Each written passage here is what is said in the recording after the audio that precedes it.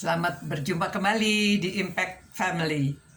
Saudara-saudara, kita beberapa waktu yang lalu belajar dari Amsal pasal 3 yang mengatakan jangan bosan memikirkan peringatan dari Tuhan.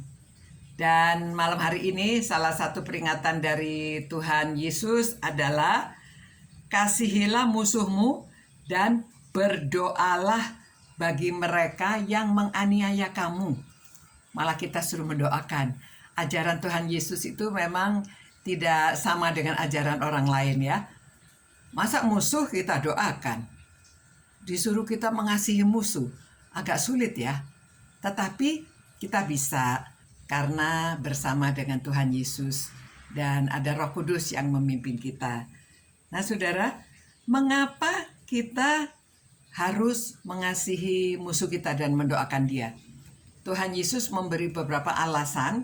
Nanti saudara membaca ayat-ayat berikutnya dari Matius pasal 5 ayat 44 dan seterusnya. Alasannya demikian. Karena Allah Bapa memberi matahari dan hujan bagi orang yang baik dan orang yang jahat. Yang kedua, anak Tuhan tidak sama dengan orang lain. Yang orang lain pasti membenci musuhnya. Jadi kita anak Tuhan, kita harus berbeda. Yang ketiga, jika kita hanya baik kepada orang yang baik kepada kita, lalu apa kelebihan kita? Ya. Jadi anak Tuhan harus tampil beda. Lagi pula secara psikologis, jika kita dapat mengampuni musuh kita, hati kita menjadi plong. Memang tidak mudah mengampuni orang, tetapi kita perlu memiliki jiwa yang besar. Kita mau taat pada ajaran Tuhan. Kita mau bebas dari stres. Orang yang membenci, punya hati benci itu ada kepahitan dan bawaannya ingin marah tanpa sebab. Karena ada rasa dengki di dalam hati. Nah, kalau kita menyimpan marah sampai matahari terbenam, nah itu dosa juga ya.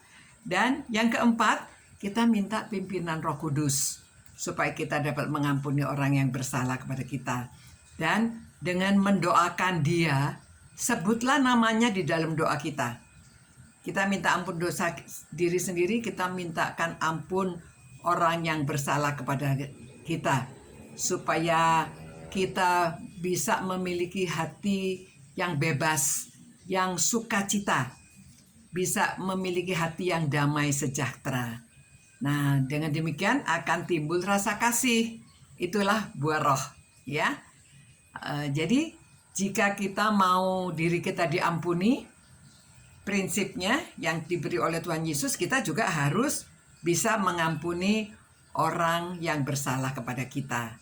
Ya, jadi kita terbebas dari kepahitan. Nah, saudara, salah satu contoh, anak saya dulu pernah sepedanya hilang, dicuri orang, lalu saya marahi dia, malah dia berkata, "Mama, saya jangan dimarahi, kan saya tidak berdosa." Kita doakan saja pencurinya supaya dia bertobat dan tidak mencuri lagi. Wah, saya tertemplak ya.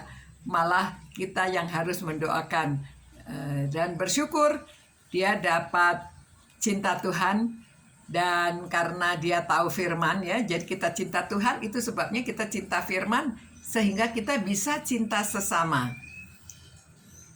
Mari kita berdoa. Tuhan, terima kasih atas firman-Mu.